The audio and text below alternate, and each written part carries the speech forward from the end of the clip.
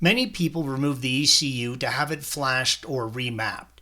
If you are replacing your ECU, you will need to have it coded from the factory and the dealership. If you're working on the ECU, make sure to disconnect your battery before doing any work. The ECU is located in the engine compartment behind the far right side fan, green arrow, and under a cover, red arrow. You will need to move a bunch of stuff to get to it, including the wing, blue arrow.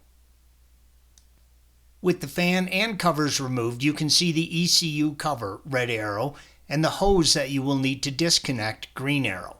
There is very little room to work, and we did not even try to remove it without removing the wing. With everything out of the way, begin by squeezing in on the clips on the hose and separating the hose, red arrow. Then set this out of the way. Lift back on the two clips holding the ECU cover in place and remove it from the engine compartment, red arrows. There are two wiring harnesses going into the ECU. Rotate back the handles, red arrows, towards you and separate the wiring connections. Do not force these as they can become brittle. If they are stuck, find out what is blocking them. When you rotate the handle back, red arrow, a locking tab will slide out, blue arrow.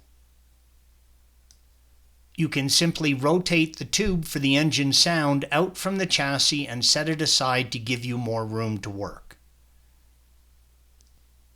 With both harnesses removed, use a set of diagonals and clip the wiring zip ties to give you more room and move the connectors aside. Use a 10mm socket on an extension and remove the two 10mm nuts, red arrows. Do not drop these.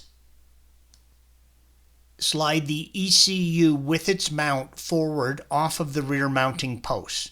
Undo the main wiring harness connection on the bottom of the ECU, red arrow. You can now remove the ECU from the vehicle. Installation is the reverse of removal. If you are installing a new ECU, you will need to have it coded by the factory and the dealership. Thanks for watching.